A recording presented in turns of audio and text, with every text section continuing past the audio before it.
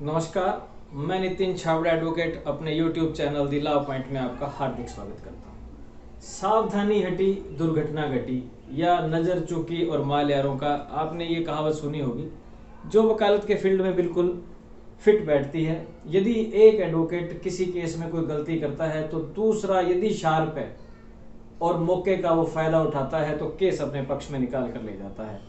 आज हम ऐसे ही एक केस के बारे में बात करने जा रहे हैं जो कि इंश्योरेंस के फील्ड का बहुत ही इंपॉर्टेंट केस है। अभी रिसेंटली सुप्रीम कोर्ट का 181 पेजेस का जो है जजमेंट आया है, जो यूयू ललित की बेंच और इंदिरा बनर्जी और शाह साहब की बेंच द्वारा जो है वो दिया गया है। इंश्योरेंस के संबंध में यदि आप वाहन रखते हैं, व्हीकल रखते हैं, खुद चलाते हैं या ड्राइवर रखते हैं तो आपके लिए यह जजमेंट बहुत ही इंपॉर्टेंट है। इस जजमेंट में क्या फैक्ट है, क्या इसमें डिसाइड किया गया, ये जानना आप लोगों के लिए बहुत ही ज़रूरी है। इससे पहले मैं आपसे एक रिक्वेस्ट कर दूं, यदि आप हमारे चैनल पर नए हैं और आपने हमारा चैनल अभी तक सब्सक्राइब नहीं किया है तो आप हमारे चैनल को प्लीज़ सब्सक्राइब करें ताकि कानून से संबंधित लेटेस्ट वीडियो, लेटेस्ट जानकारी, लेटेस्ट जजमेंट आप तक सबसे पहले पहुँचते रहें। तो आज हम बात करने जा रहे हैं सुप्रीम कोर्ट के एक लेटेस्ट जजमेंट के बारे में। केस का नाम है Pearl Beverage versus IFFCO Tokyo. इस केस के क्या फैक्ट थे? एक पोर्शे गाड़ी जो कि पर्ल बेवरेज के नाम थी, इसका ड्राइवर अमन बांगिया गाड़ी को जो है रैश एंड नेग्लिजेंट तरीके से चला रहा था और उसने जो है एक्सीडेंट कर दिया। कार को चलाते हुए, बहुत ही लग्जरी गाड़ी थी, कार को चलाकर रैश एंड नेग्लिजेंट चलाकर इसने जो है कार को एक्सीडेंट कर दिया और कार में जो है काफी नुकसान हो गया। टोटल डैमेज हो गई लगभग 35 लाख रुपए की ये जो है कार थी। पब्लिक प्रॉपर्टी को नुकसान पहुंचाया गया। अमन बांगिया के खिलाफ केस चला।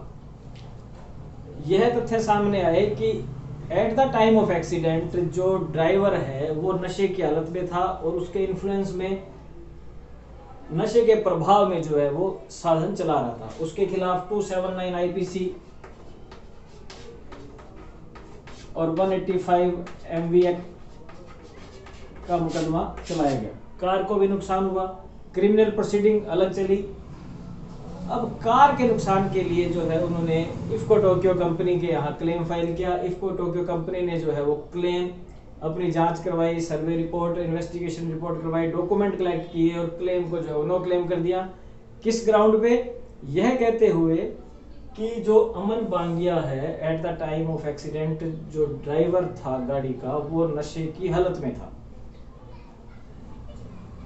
इसका जो ओनर था या ऑथराइज्ड सिग्नेचरी था मिस्टर विशाल गोयल पर्ल बेवरेज का, उसने जो है गाड़ी चूंकि महंगी थी तो स्टेट कमीशन में कंपनसेशन के लिए, क्षतिपूर्ति के लिए जो है पोर्चे गाड़ी के क्लेम के लिए दावा पेश किया। स्टेट कमीशन में जो दावा था यह मानते हुए कि अमन बांगिया जो कि at the time of accident गाड़ी चला रहा था वो नशे की हालत में था। स्टेट कमीशन ने जो उसकी प्लेंट है, जो कंप्लेंट है वो रिजेक्ट कर दी। स्टेट कमीशन ने रिजेक्ट करने के पश्चात पर्ल बेवरेज अपील में गई नेशनल कमीशन में।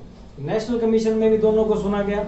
दोनों को सुनते हुए जो उसकी क्लेम है वो एक्सेप्ट कर ली और इफ्को टोक्यो कंपनी को जो है एक पर्टिकुलर टाइम पीरियड में क्लेम अमाउंट देने के लिए डायरेक्शन दी गई। ऑर्डर दिया गया कि जी आप इतने फिक्स टाइम के अंदर गाड़ी का असेस करवा कर, लॉस सर्वे करवा कर गाड़ी में कितना नुकसान है पेमेंट करें पर्ल बेवरेज को। इस ऑर्डर के against IFFCO Tokyo company, IFFCO Tokyo जो company, IFFCO Tokyo general insurance company ने ऑनरेबल सुप्रीम कोर्ट की शरण ली, नेशनल कमीशन के ऑर्डर के अगेंस्ट अपील फाइल की। वहां इफ्को टोक्यो की अपील जो है वो स्वीकार की गई। अपील स्वीकार की गई किस ग्राउंड पे? इस ग्राउंड पे कि जो बीमा पॉलिसी की कंडीशंस हैं उसके अंदर क्लियर कट मेंशन है कि ड्राइवर जो है वो किसी भी प्रकार की नशे की हालत में नहीं होना चाहिए। यदि वो नशे की हालत में है तो बीमा पॉलिसी की शर्तों का उल्लंघन माना जाएगा और बीमा कंपनी क्लेम के लिए उत्तरदायी नहीं होगी। यहां मेन आर्गुमेंट शुरू होते हैं दोनों एडवोकेट्स के।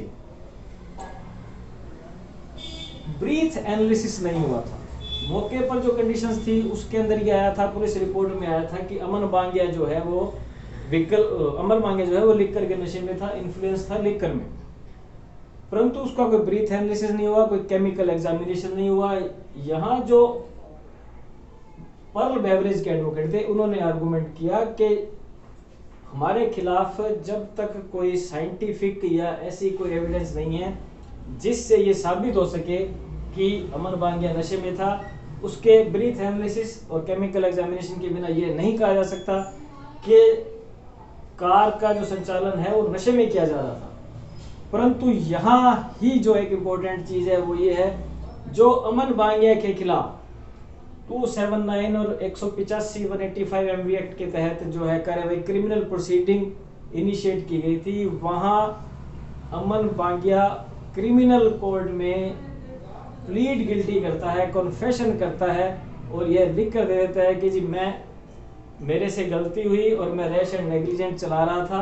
वहां उसे 1000 रुपए का जुर्माना किया जाता है। इस चीज को यहाँ जो उसने कन्फेशन किया, यहाँ जो उसने प्लीड गिल्टी की, उसको मानते हुए ऑनरेबल सुप्रीम कोर्ट ने यह कहा कि अब ब्रीथ एनालिसिस जरूरी नहीं है। जहां प्रीमा फेसा ये साबित हो जाए कि ड्राइवर जो है नशे की हालत में था, तो आप कंपनसेशन के अधिकारी, क्षतिपूर्ति के अधिकारी या क्लेम लेने के अधिकारी नहीं बन जाते। यदि आप साधन रखते हैं, यदि आप वाहन रखते हैं, ड्राइवर रखते हैं, तो आप ये ध्यान रहें कि आप नशे की हालत में गाड़ी नहीं चलाएं। ड्राइवर को भी डायरेक्शन दे के रखें कि वो बिना नशे की हालत में गाड़ी चलाएं, अन्यथा ये 35-35 लाख रुपए के क्लेम जो है रिजेक्ट हो सकते हैं। इसी प्रकार जो इफ्को टोक्यो के फेवर में ये जजमेंट आया है, ये बहुत ही इंपॉर्टेंट जजमेंट है और ये एडवोकेसी का भी एक उदाहरण है। यदि क्रिमिनल केस में 279 और 185 MV एक्ट का जो प्रोसीडिंग इनिशिएट की गई ड्राइवर के खिलाफ, अमन बांगिया के खिलाफ, यदि वो वहां कन्फेशन नहीं करता, प्लीड गिल्टी नहीं करता, तो ऑनरेबल सुप्रीम कोर्ट का या अदर कोर्ट्स के जजमेंट में चेंजेस आने की संभावना थी, कुछ और जजमेंट आ सकता था। परंतु यहाँ उससे गलती हुई और उस गलती का फायदा दूसरे एडवोकेट ने उठाया, कंपनी ने उठाया और उसको जो है वो नुकसान हुआ। तो वकालत के में ये ध्यान रखने वाली बात है कि कभी भी ऐसी गलती ना करें जो खुद को नुकसानदायक हो। हमेशा पूरी फाइल पे और पूरे ध्यान से जो है केस झगड़ना चाहिए। और यदि इसी संबंध में जो है ये decision Pearl Beverage versus IFFCO Tokyo, जो कि पहले स्टेट कमीशन से रिजेक्ट हुआ, नेशनल कमीशन से एक्सेप्ट हुआ और फाइनली जो है ऑनरेबल सुप्रीम कोर्ट से इफ्को टोक्यो के फेवर में जजमेंट आया, जो कि एक बहुत बड़ी नजीर है। इसको जो भी लॉ के स्टूडेंट हैं, एडवोकेट हैं, इस जजमेंट की पूर्णतः स्टडी करें और अपने केसेस पे अप्लाई करें। ये केसेस आपको बहुत ही काम आने वाला है। इसमें जो है 180 पेजेस का जजमेंट है और काफी प्रिंसिपल्स जो है इसके अंदर जो है वो दिए गए हैं। एक एक चीज को बहुत ही बारीकी से इसके अंदर डिस्कस करके, बहुत ही बारीकी से विचार करके इसमें जो है वो निर्णय दिया गया है। आपने हमारा ये वीडियो देखा, धन्यवाद। जय हिंद, जय भारत।